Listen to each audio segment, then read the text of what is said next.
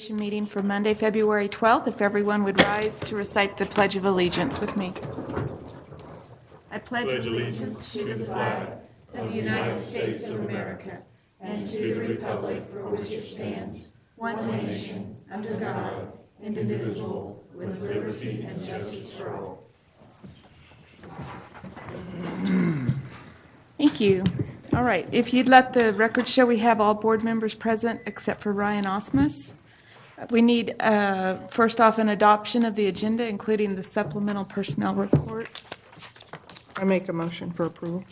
I'll second. We need to add that executive session. Yes, thank you. We do have the need for an executive session at the end of the meeting to include Dr. Dirksen, Dr. Nance, and Mrs. Nedler.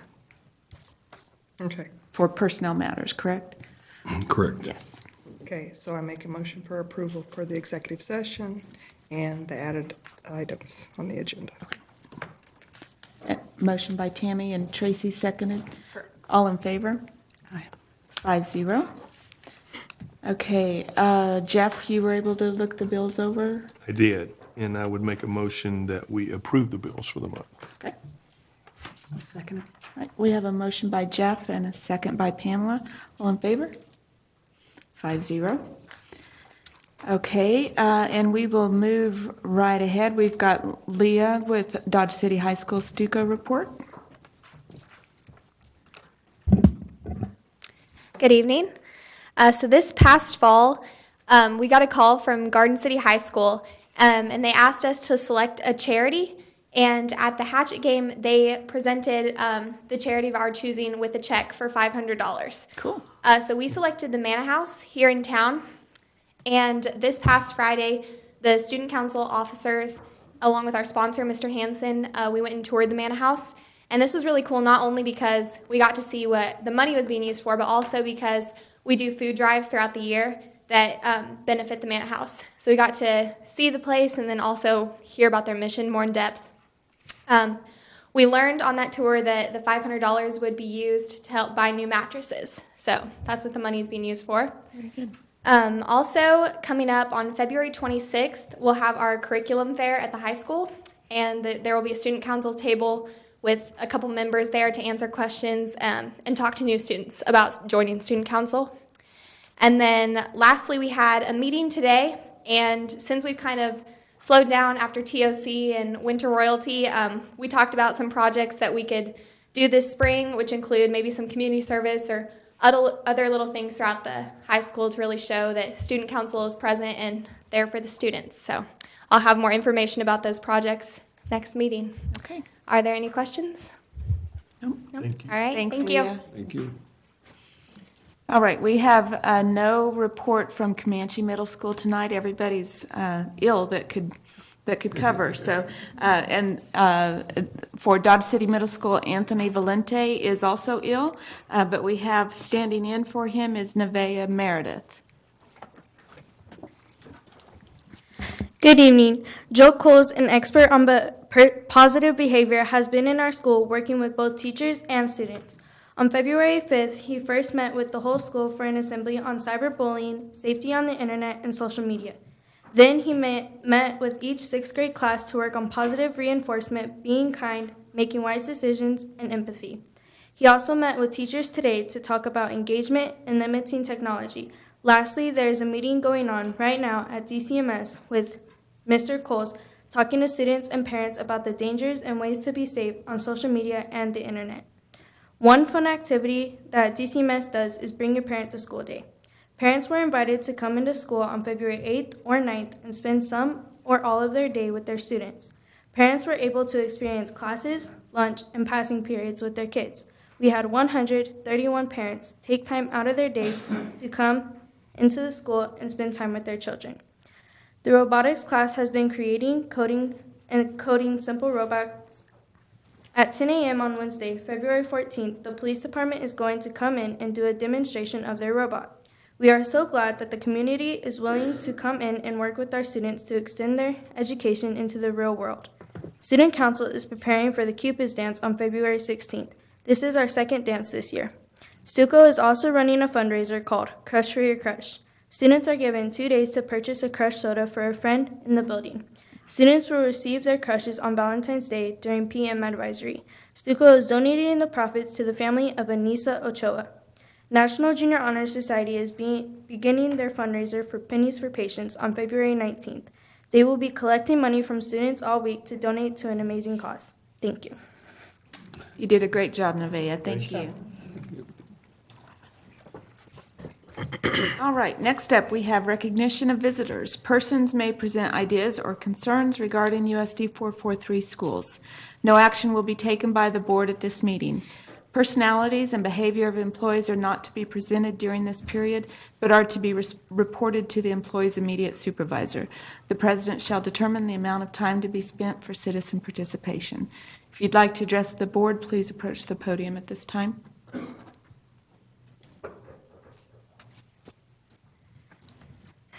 Hello, my name is Richard Falcon. I'm the CBS supervisor for Compass Behavioral Health, which pretty much means I supervise the staff that work with kids is between the ages of 2 to 22 in our school district.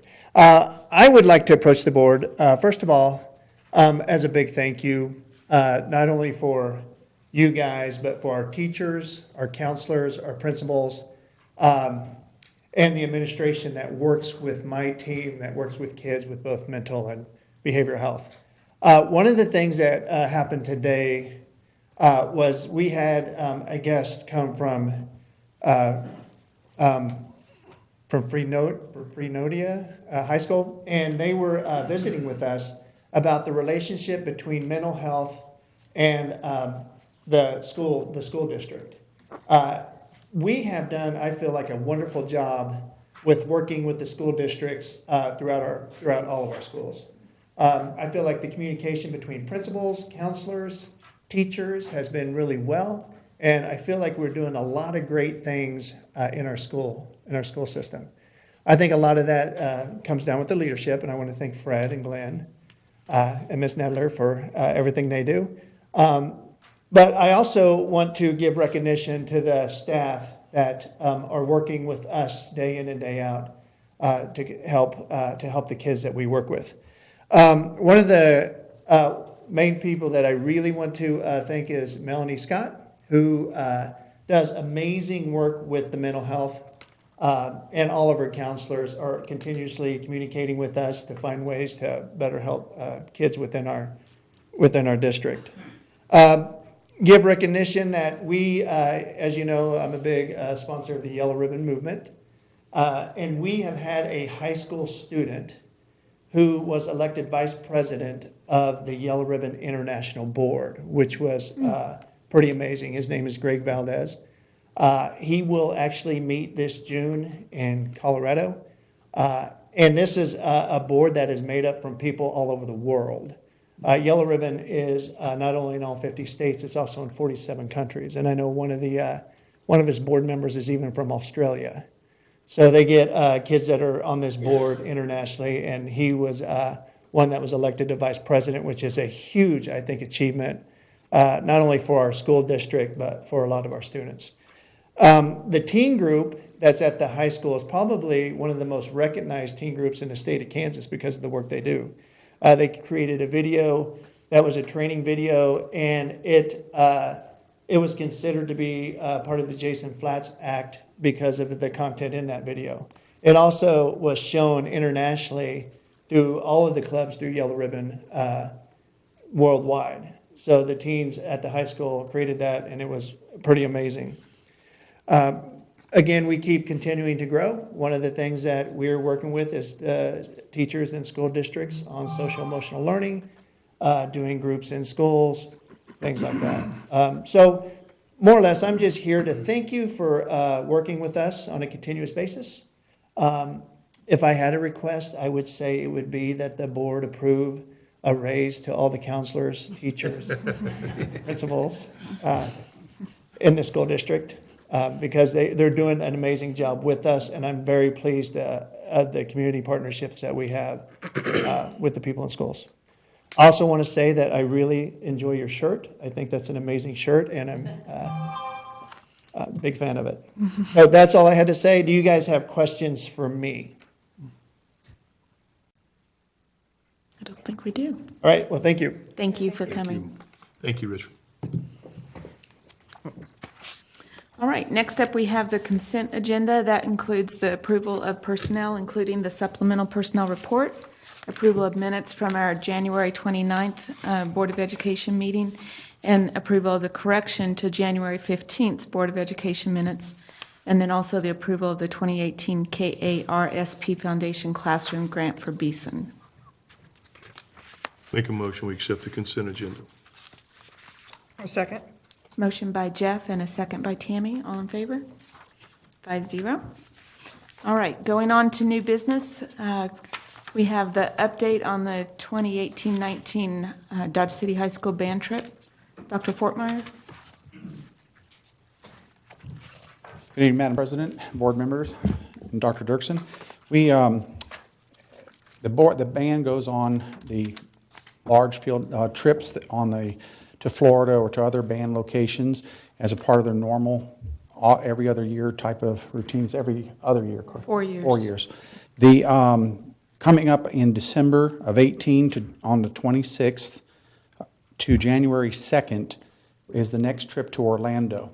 This will be a performance in the Citrus Bowl, and if the application is accepted, also at the Disney theme park. There's 140 students that are planning on attending, 4 directors and 35 chaperones that will be attending. They are using a company that is Super Holiday Tours that they are very familiar with. They've run the programs before us before, and they've always given great service. That program has also already purchased travel protections for us, insurance, so that in case anything goes wrong, the kids are protected. The payments for the students will start on March 1 with payments in May, August, October, and a balance in November.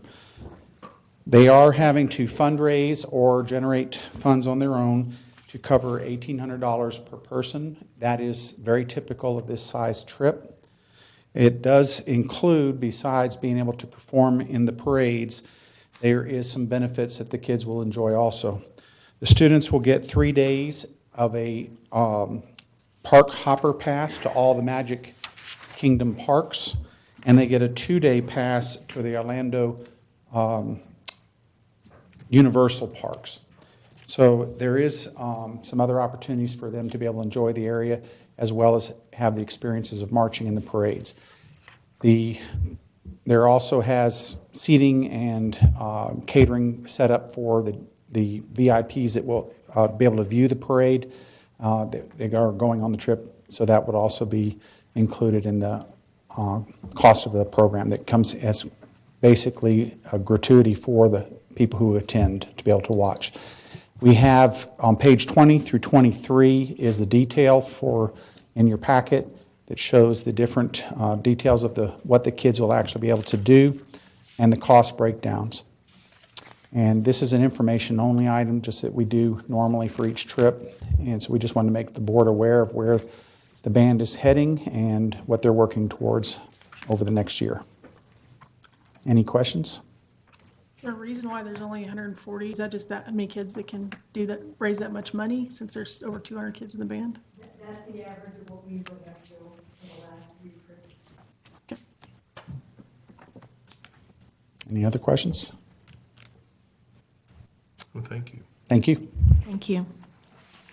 All right, update on the Staff Development Day for February 19th.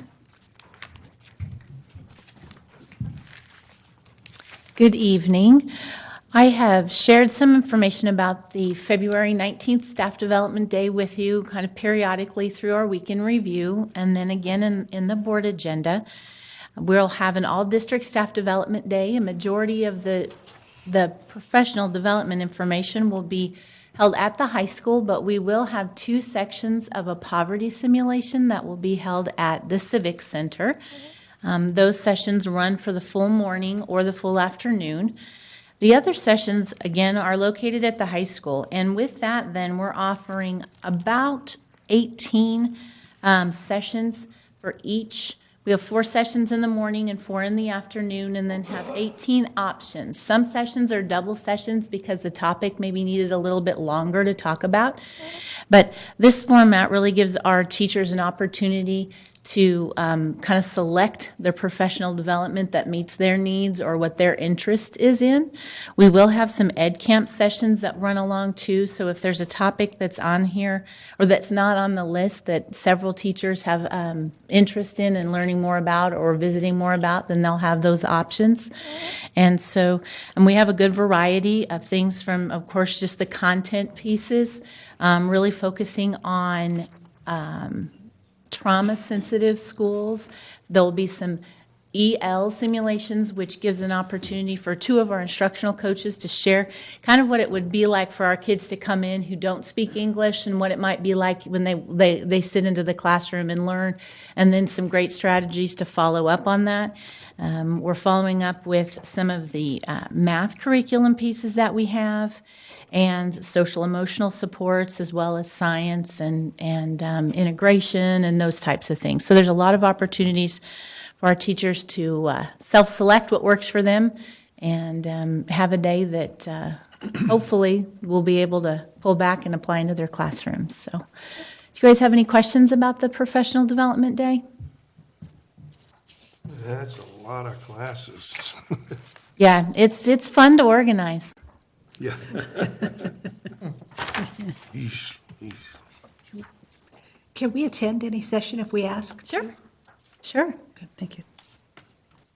Yep, and all the times and the room numbers and stuff are on what you have in your board agenda, so you're welcome to. Thank you. That's, when we went to the state convention, there was 3 or 4 of those that I remember that we had at breakout sessions that we went to hear about. So I think it's good to see that going forth. Yeah. Because there was several of the schools that kind of had started, trying to be like more trauma-informed and some other things. And they've said that's really changed how they look at the student and how they meet their needs. Well, and this time we incorporated, starting in session C, we've incorporated a follow-up work session that some of our administrators will be helping to facilitate. But the idea of that was that they went to a session, but they really needed more, or they needed time to follow up, or if a couple of teachers went, but they really needed to go back and then plan how they would use that in their room, then they would be able to select a follow-up session that they could go to then and follow up on some of their new learning. And that's one of the biggest frustrations of any professional development day is, oh, this is great, but now when do I have time to really process and think about it? And so that's one of the pieces that we worked in to hopefully be able to give them some time also to follow up, and not just learn and then, carry on to the next day. So, All right, good. yeah. Good. Great. Thank you. Right. Thank you.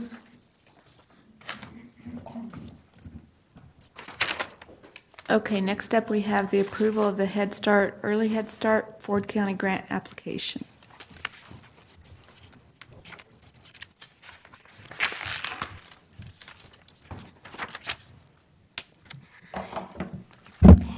Tonight, I'm coming to the board and asking for your approval for the continuation grant that we had for the Head Start 2018-19 continuation grant. That would be the 4th of the 5th year of our grant. And then we also have the Kansas Early Head Start grants. One is for the home visitation program that we have, and then the other is for the Child Care Partnership.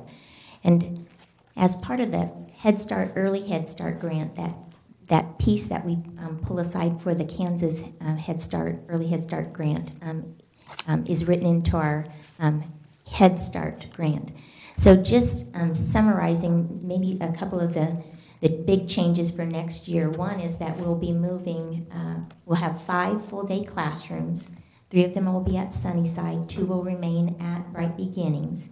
One of the biggest changes for some of our families to consider, and we've worked this through with our policy council, and we've taken into consideration our community assessment and our self-assessment, and then what we had for our budget. And the biggest thing was our transportation. We'll be providing transportation for the students who attend our half-day classrooms.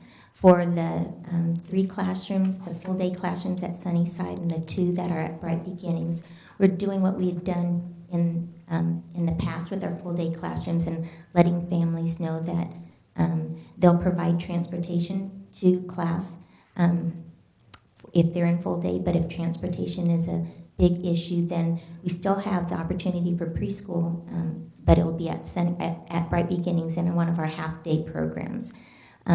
It was a tough decision, but as we looked at what options that we had, that was probably our biggest change, other than in having the 3 new full-day classrooms at Sunnyside.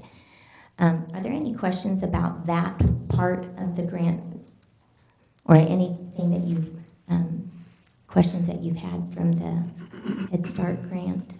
As far as the transportation, you feel like at Sunnyside that there's enough within that area to fill those up with the transportation that way? We do think that we'll be able to fill all those classrooms, especially for our families that live on that south part of town. We're really excited. Mr. Montford and I, and then quite a few people in the district have been working together about making plans for next year.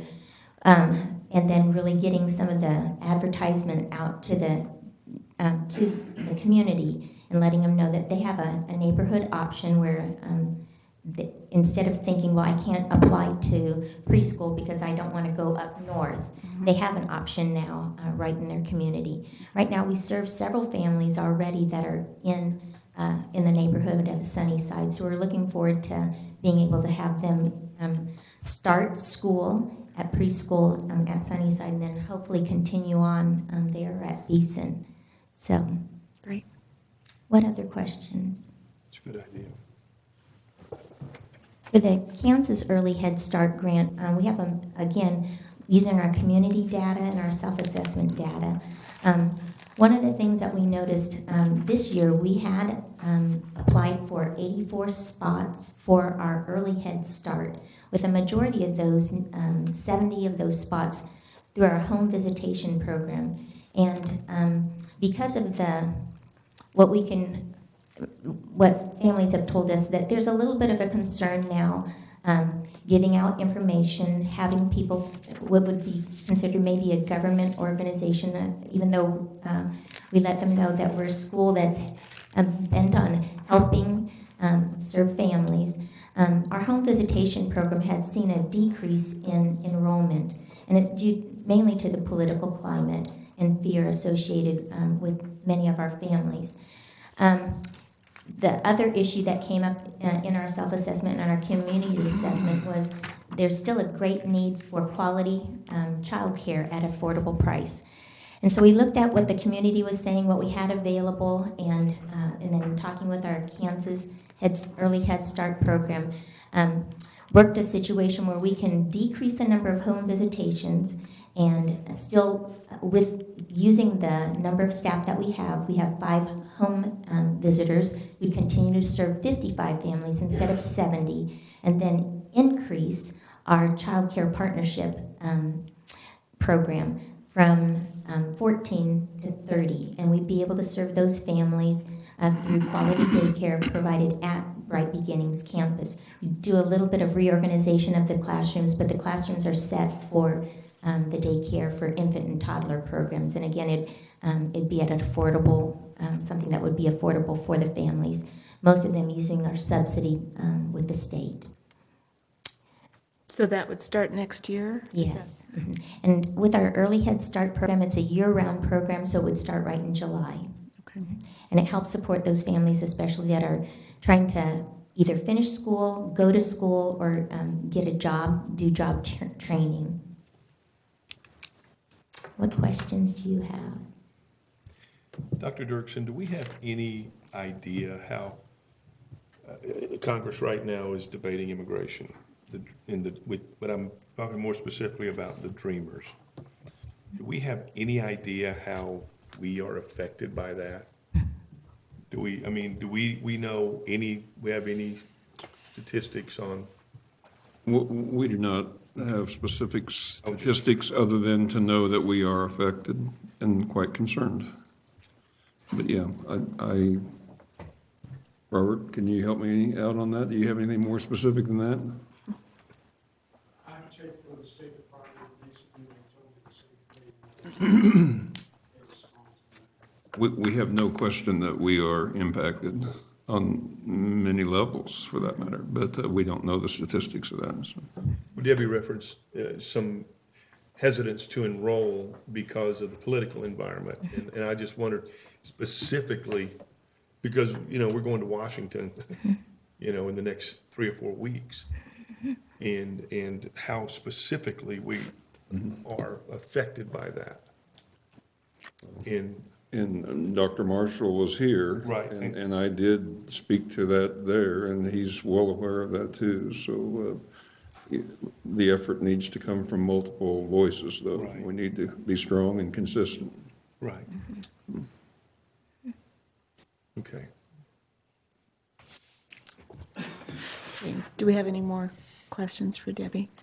Okay, we have 3 separate action items. The first one is the approval of the Head Start, Early Head Start Ford County grant application. Make a motion to approve. Okay, I'll second. motion by Tracy, second by Tammy. Tammy. All in favor? 5-0. All right, next we have the approval of the Kansas Early Head Start Child Care Partnership grant application. I make a motion for approval. Okay. Oh. All right, motion by Tammy, second by Pamela. All in favor? 5-0. And finally, the approval of the Kansas Head Start Home Visitation Grant application. I'll make that motion. Okay. I'll second. A motion by Jeff and a second by Tracy. All in favor? 5-0. One more question. Dr. Dirksen, you know, at 613 meeting, we talked about the Arrowhead West program Yes, for special needs infants through 3-year-old, correct? yes. And I believe that's been retracted. Okay. So 613's intending to use their flow-through abilities with Arrowhead West, so To continue that particular Yeah. program, because I think it ties into what we're yes. talking Without, about here, only for special needs children. without doing the alternative they were talking about, he's retracted that and is going to continue on and make it work. So Okay. that was through John Maples. That's, Go ahead, Yvonne. Hi, good evening, members of the board, Madam President, Dr. Dirksen. I've touched base with you several times regarding Dodge City Night that's coming up very quickly, but you should have in front of you this evening your official invitation. This year's event is March 5th. Again, we'll have it at the Heritage Hall at the Capitol Plaza in Topeka. We generally start at about 5:30 with social, and then we'll have dinner and entertainment about 6:15. The sponsors, including us, Economic Development, Chamber of Commerce, the Convention and Visitors Bureau, City of Dodge City, the county, and then Dodge City Community College. This year, we've added a few people kind of as honorary sponsors. Cargill was again very generous in donating the steaks two years in a row, so we appreciate that. Boot Hill Museum will be providing the entertainment, and then Puffy's has been doing the steaks since I've been here. So they will cook the steaks for us and then provide the additional meal to go along with it. Dodge City Night, basically, we're thanking legislators and other government officials for the support of our community. So if you are interested in going, we do have a block of rooms. We just need to know by February 19th, so we know whether or not we need to keep those rooms. So if you will let Deb know, again, by February 19th, if you are planning on attending this year's Dodge City Night. Also, to touch base with you quickly, you have a save the date in front of you for this year's retirement banquet. Normally, we have done that later in the year, so we just wanted you to kind of have it on your radar and just kind of a heads up that we'll be doing that earlier this year. Okay, any questions on either of those? And then the chamber banquet is February 24th. All right, thank you. Be sure and let Deborah know if you intend to attend, and we'll be glad to provide the accommodations for you. Thank you. All right, next up, we have Human Resources with Dr. Nance. Good evening, Madam President, members of the board, Dr. Dirksen. It is my pleasure tonight to present to you a proposal for partnership between Emporia State University and USD 443.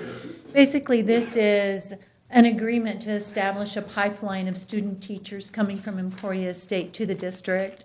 These are conversations that started last spring. Dr. Matt Seamers was out visiting and doing some professional development at Beeson Elementary when Tammy Nedler and Kelly Bolin and I had an opportunity to sit and visit. And from that initial discussion, Dr. Seamers and myself have talked a lot about different opportunities between the two institutions. And this is the first step, is creating a pathway for their student teachers to get to Dodge City Public Schools.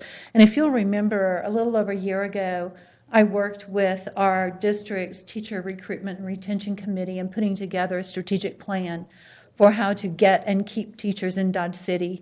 And one of the goals was to get more student teachers here, because we think if they come here, they spend a semester with us, we've got an incentive for them to spend their first year teaching with us. They're going to love it, and they're going to want to stay.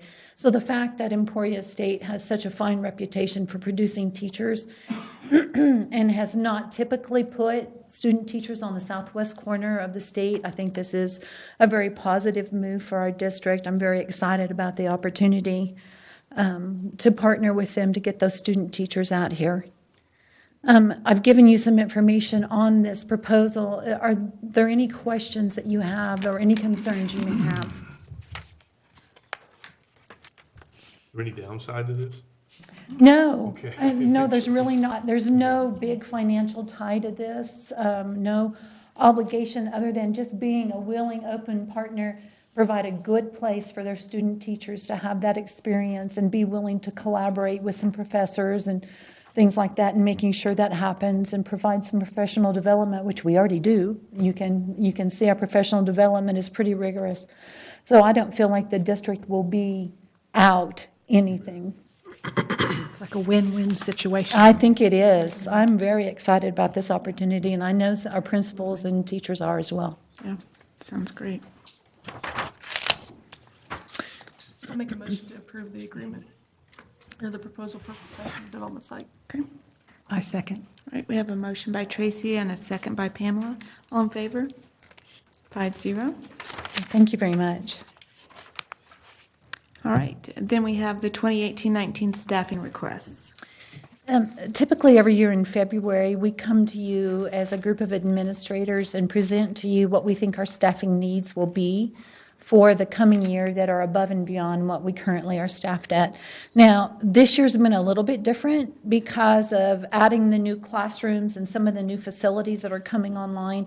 We've come to you throughout the year, honestly, and ask you for additional kindergarten teachers, additional custodians, things like that. But I think this year is the exception to the rule. Typically, what you see in your packet before you is what comes to you every February, where we lay out the positions that have been requested, the justification for those positions, the anticipated cost of those positions, and the administrative cabinet's recommendation to those requests. So you can see that we are asking for a new ESL SLIFE teacher at Dodge City High School and a para to go along with that position. 4 paraprofessionals for the 4 new kindergarten positions, classrooms that we're opening. A paraprofessional at Ross.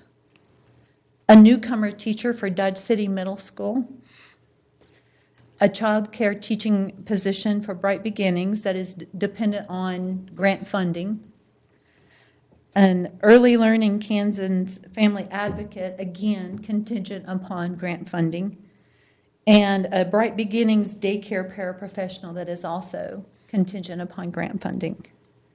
So those are the positions that we're putting forward for approval to create for the 18-19 school year. If you have questions, I think all of our principals are here. Would be happy to answer any questions about the positions that they have put forward.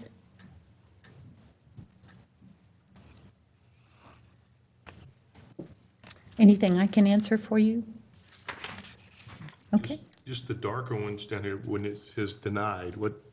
Those were positions that were brought forward to the cabinet, and in talking about some alternatives to actually creating new positions. We've got some different plans, maybe that we can address some of those needs without creating a new position. Okay. So those may come back to you at a later date if we find out our alternative plans didn't really produce the results we want. But for right now, we want to go another route. Okay. So I make a motion for approval. I'll second it. All right, we've got a motion by Tammy and a second by Pamela. All in favor? 5-0. Thank you very much. Thank you. All right, business services. Bill?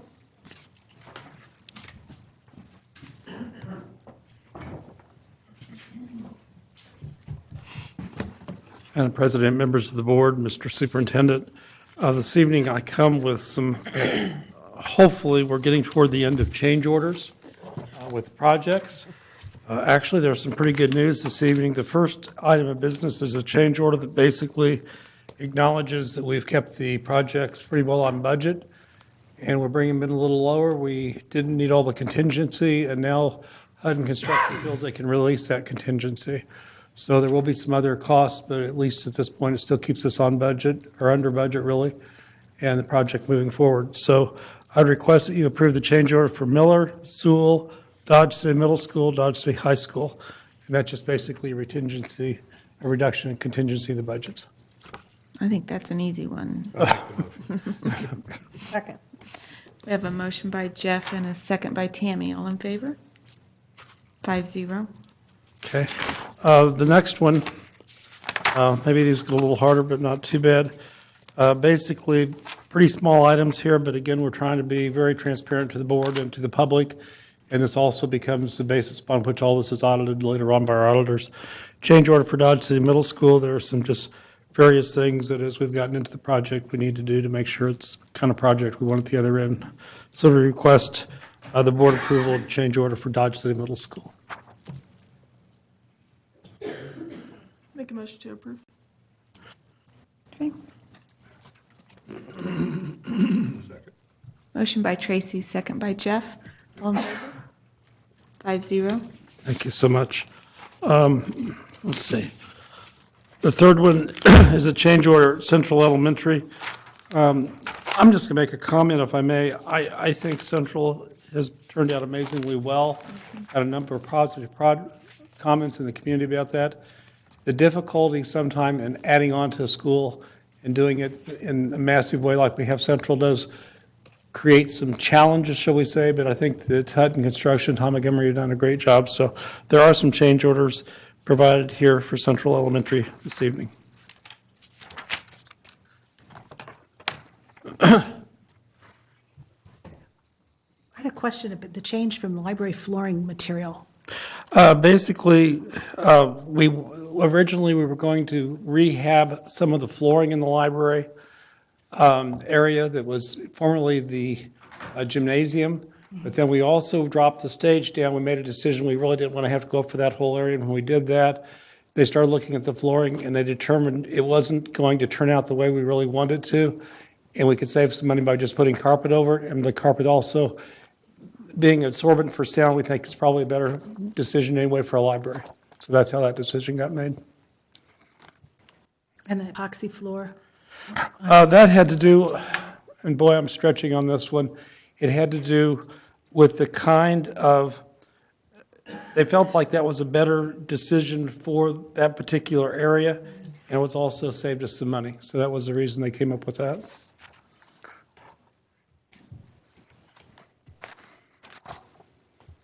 Never thought I'd see replace a coal chute hatch. That building, you got to remember. That's right. In 2018, how about that? There was a coal chute in that building, and basically that, where the coal chute was, there has to be another egress for the basement, and that was the cost of getting the egress for the basement from the coal chute area. Don't lie, folks, I'm not making this stuff up, it's just the way it, yes, good question, though, good question. Make a motion to approve. I'll second. Motion by Tracy and a second by Tammy. All in favor? Thank you so much. 5-0. Thanks, Bill. That's great. The next thing, if I don't miss anything here, is there are the Board of Education vacancy applications. At the last board meeting, the board directed administration to open for applicants and put in applications. That closed today, and Yvonne, I think there are now 5 applicants for the board position, which have been forwarded to the board.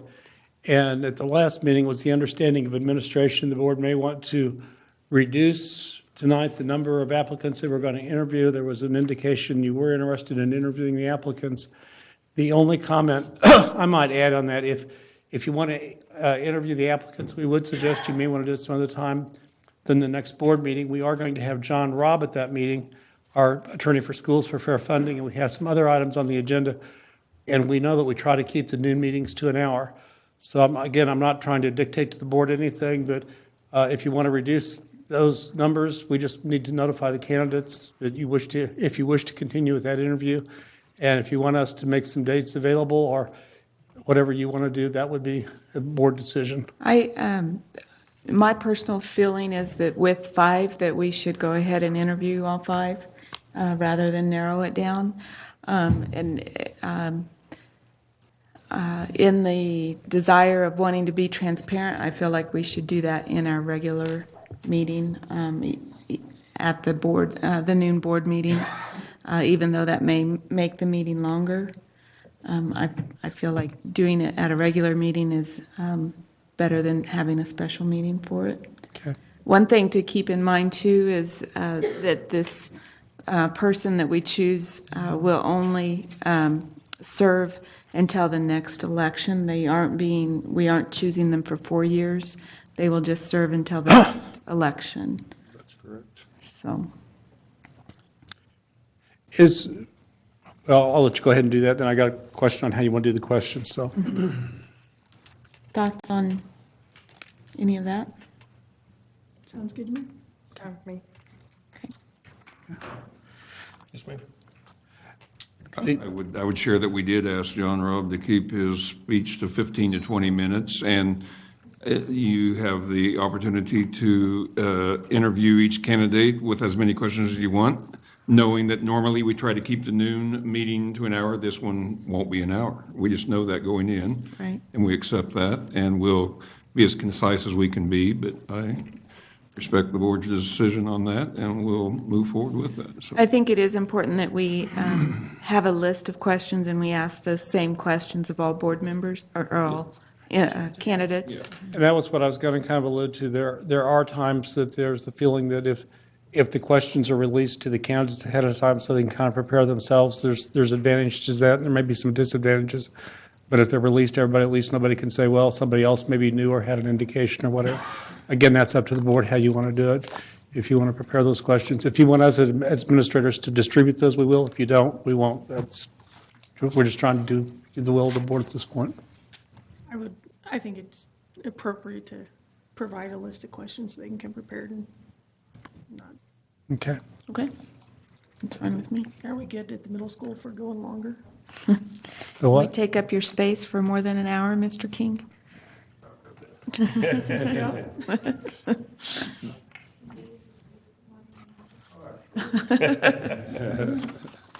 Cost Okay.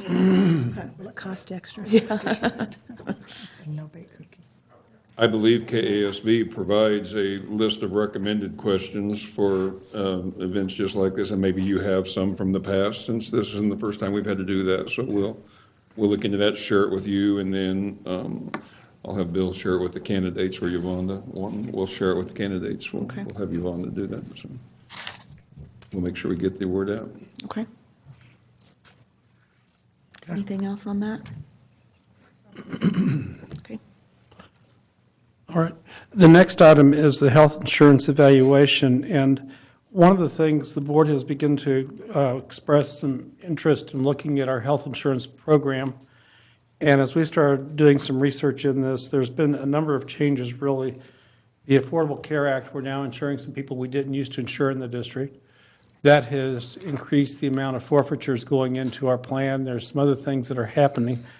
And basically, what I kind of looked at is we spend about $5.5 million in the district on health insurance every year, or every 3 years, about $16.5 million.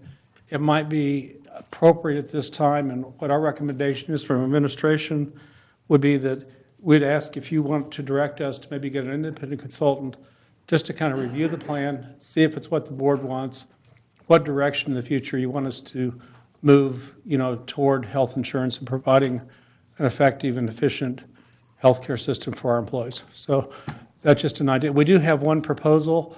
It has not been vetted by board council yet, so I hesitate to give it to the board until we do. Hopefully, it could be vetted by the next board meeting if you're interested in that particular proposal or not. That's a different question. So, I think that it would be a good idea to have that. Approximately what have we paid for the curriculum audit that we're going through right now? Our curriculum audit is somewhere near $5,000, I think, for that. This is probably going to be quite a bit more than that, depending on, again, on how deep you want to go and look. There are a number of places. You might remember a few years ago, we did change from a commission-based service on our property and casualty insurance. We've saved about $70,000 a year by doing that. Not saying I recommend that at this point, but we may want to look at that. There are just a number of things that you may really want to get into. Another thing that a number of companies are doing, they're getting in with larger groups. For example, if you're a realtor, maybe you're with the National Association of whatever, they have a larger group. So you can hopefully hold down the ups and downs. Again, I'm not recommending anything. It might just be there to provide information. So, but we'll bring back a proposal. And again, at that point, if that's what you want to do, fine. If you don't, if you don't, we won't. Obviously, you're the board, so. Well, those bids will be very high. They will be very high, and the work involved is not all that great. I mean, I think the curriculum audit is harder than that kind of audit. And so if it gets ridiculous, if they won't negotiate with us, then I wouldn't. It can get crazy. Yeah. Because they do it on a percentage of the premium dollars, and they'll count our claims fund as premium dollars. And we thought it was in our best interest that if we have an evaluation, they don't have any wood in the fire. Right. We don't want them to be involved in the Selling of a product. The only way it can be non-biased is that they're non-biased. So. Yeah. Absolutely. I'll say this, we have great problems. We really have great problems, because I remember not too long ago, we voted to put $500,000 into the claims pool to keep it solvent. Yeah. And now we have a really nice surplus. So the plan has worked. It's worked the way it was intended to work. And now we need to make some adjustments to bring that back to our employees. But I want to make it clear that the plan has worked to the way it should have. And I like doing this a lot better than I like making motions and voting to shore up the plan. Yes. So, Absolutely.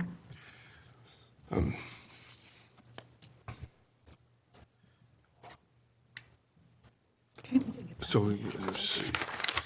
We really didn't ask for an action on this, Right. but if the consensus is that you want us to bring a proposal, we'll bring a proposal. At that point, you can make a decision and see what you want to do. Okay. I may have just a moment. There's been some board discussion on capital outlay requests for information. I did put in your packet tonight, just kind of an overview. Administratively, we thought there's going to be a work session probably after you get another board member changed. At that point, we thought we'd go through capital outlay, pretty much line item by line item, showing you some of the outstanding items and so forth. But we did kind of put together a thing that shows our unencumbered cash balance this year. You'll notice there's a liquidated encumbrance. If you have encumbrances from a prior year that come in less than they are, you count that then as income.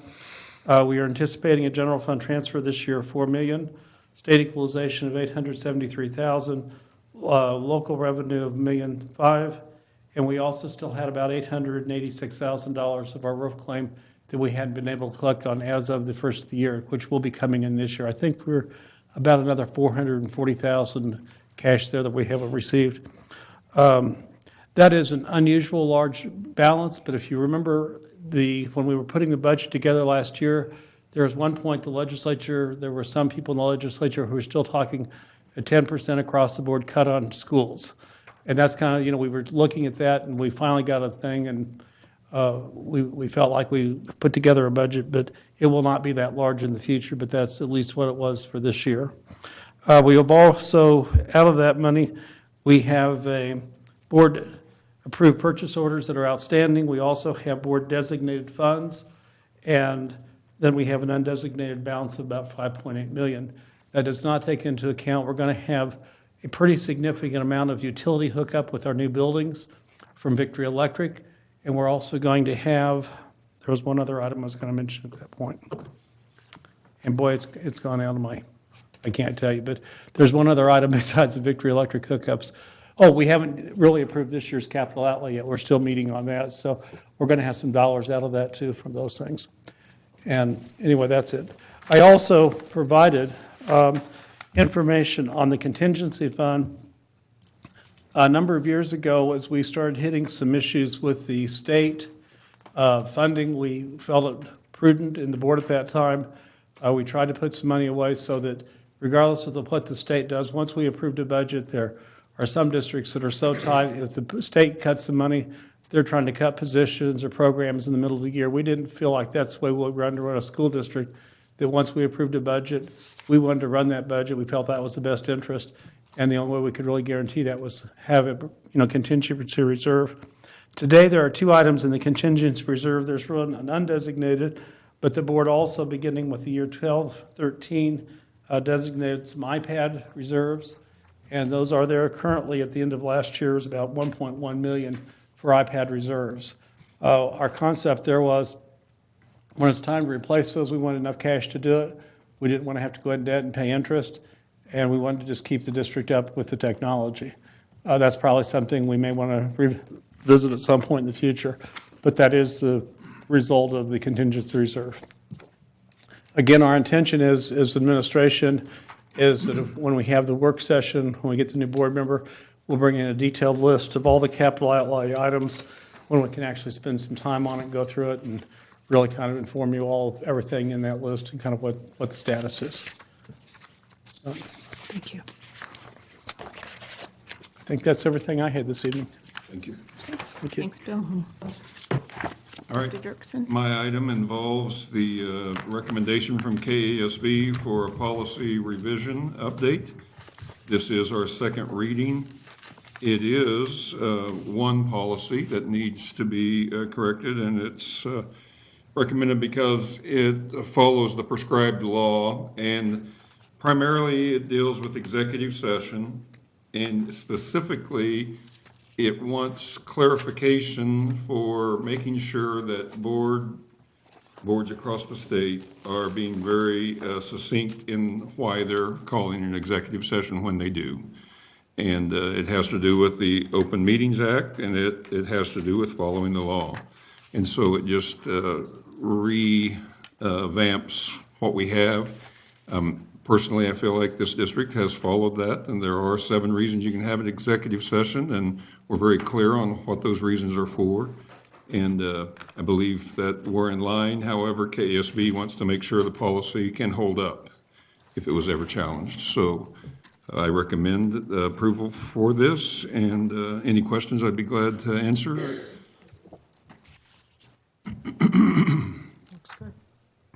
I make a motion for approval. Second it. All right, we have a motion by Tammy and a second by Pamela. All in favor? 5-0. Thank you. All right, we're next up. We have the Board of Education member district responsibilities. Park and Rec, Pamela, have you had a meeting? No, I have not. Okay, is there one? I have not been notified of any forthcoming meetings or when they might be held, so Okay. held. We might need to make sure you're on the list. Yes. I don't know what to do there, but somebody does. Okay, Bright Beginnings, Head Start, Tracy? I think Debbie covered a things. lot of it earlier. Let's see, what about special education? We had another marathon meeting. This time during the executive session, we invited the superintendents to be a part of that. We finished up with the audit. Just the audit was as bad as we thought it would be. And so all I guess at liberty to tell you is we're in the process of appropriate changes with the information that we have. Some of the things that we talked about were in executive session, so I can't, but I would just say that there is an amount of appropriate action that needs to be taken. And we are in the process of doing this. I want to compliment Donna Whiteman with the KASB. She has been phenomenal in helping guide us through this whole process. And now the process of restructuring elements of, and this has nothing to do really with children. It simply has to do with administration. And the teaching staff has maintained a very professional attitude and demeanor during this time, but there will be some changes in, I would say, the whole way business is done. So hopefully we can talk about it more at the next meeting. Yeah. Okay, thank you.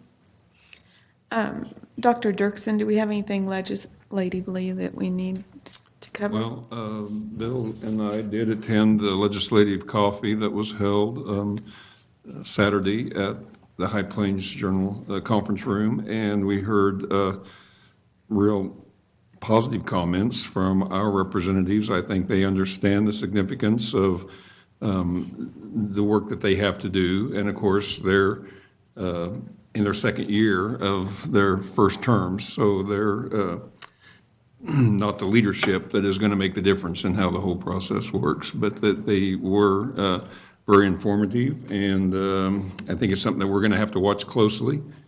I think that it still looms that there is an effort to maybe not follow what the state Supreme Court had ordered, not requested, but ordered. And there still is talk of a change to the state constitution, where that becomes a great concern is because, as I've said to many people, we are a rural state that is governed by urban legislators. Mm-hmm. And the fewer representatives we have from our area, the less representation we feel like we're having. And if they were to take away the adequacy and equity portions of the state constitution as it applies to public education, every school west of Wanamaker would be very concerned. And so it remains to be seen. Probably the discouragement that I would give you is we're near the turnaround, which is when all the bills are supposed to be in, and there really is no significant legislation towards school funding at this point. They're waiting on a study that is being proposed by the leadership that costs several $100,000. We're talking about spending money. I think they spent $254,000, I believe is the number that comes to my head, for this study. And until they have that study, they're doing nothing. And the frustrating thing is they have at least 2, if not 3 studies they've asked for before, but apparently they're looking for a different answer. Yeah, I had an interesting conversation, a very intense conversation with the president of the Kansas Chamber of Commerce, who resides in Johnson County, and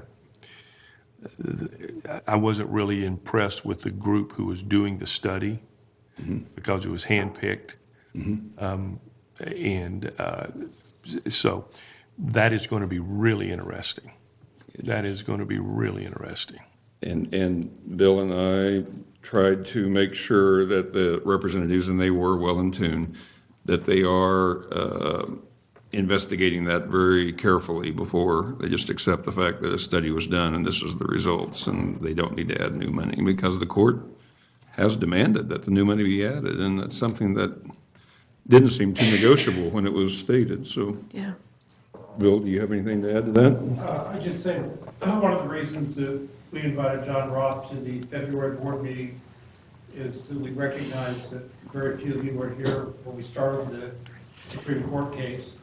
We felt it was important for you to be able to talk to our attorney directly face to face, have him explain anything regarding Article 6 of the Constitution, the status of the courts, kind of where we are and why we're where we are. One thing I disagreed with the legislature on, they said, well, the Supreme Court has put the legislature in a box. I disagree with that. I think the legislature put themselves in the box. They've had multiple options to fix this, move forward, and they've chosen not to. That was just my opinion. But, by the way, if you would like to meet with John either before or after that meeting for a while, just to ask individual questions, you can surely do that too. We're also inviting a couple people who have been involved in advocacy on the eastern side of the state. And I think it's time that we really need to talk about that in our area, because if we don't have advocates for public education in Western Kansas, I'm afraid we're going to come out on the short end of the stick. And I'm concerned about what that's going to be for our kids long term. We've been very successful with the lawsuits and getting money for our kids and programs for our kids, but again, that's up to each individual. But one of your board goals, I think, is in the board packet talks about advocacy, and I think that's advocacy for public education. So that may be an option, but again, how that works out, I don't know. I can't dictate what they do, but at least we're making the information available. We don't have to start from scratch. Some people have already done this. And Mr. Hammond is also setting up a couple of other meetings that you won't have to attend, but we are trying to make it available because we do feel like it's real important that we have this attorney here that represents our school district and the state of Kansas, and I think that's worthwhile. So, I don't know what I'm saying, but we need to walk a fine line because, absolutely. we need to walk a really fine line because this part of the state right now, we haven't had rain since October. Yeah. And it's becoming critical. And you start, if we. I agree with that. We've got to walk a fine line in education and not just stick our hand out. We got to be able to work, together with the legislature. Just little things like China just put an embargo on sorghum. Yeah. That's going to cost Western Kansas millions.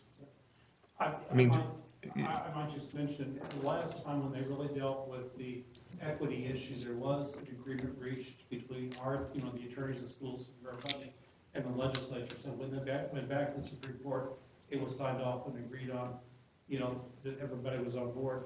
And on our side of the aisle, our attorneys, people are more than willing to negotiate and work with some people. So far, we have not received the other side willing to do that. I think that may be the end result of this whole thing. We hope everybody works together and gets to a reasonable thing that meets all the needs. Well, if I get a chance to talk to John Robb, that'll be my, look, these are, they're talking about 1985 right now in the problems, in ag. And so we have the public on our side right now. We don't want to change that. I agree. And that's the reason exactly, Yeah. I think we need John Robb to be here. Right. He needs to hear from you all. It's a balancing act. It is. It's a real balancing act. Yeah, it's a concern on both sides. All right. Tracy, do we have anything new on capital outlay at this point? No. Okay. And we don't have calendar committee, nothing new on Kansas Heritage Center. We have Tracy scheduled to review the bills before the March meeting. Announcements, we have Monday, February 26th is the Board of Education luncheon meeting at Dodge City Middle School at noon. That will be the meeting where we will interview 5 candidates for the 7th seat on the board. Then Monday, March 5th is Dodge City Night in Topeka, beginning at 5:30 at the Capitol Plaza Hotel in Topeka. Let Deb know if you are wanting to attend that. By the 19th, was that what you said, Yvonne? There is not a board meeting on the second Monday in March due to spring break. We will have Monday, March 26th, Board of Education meeting here in the Austin boardroom at 6 o'clock.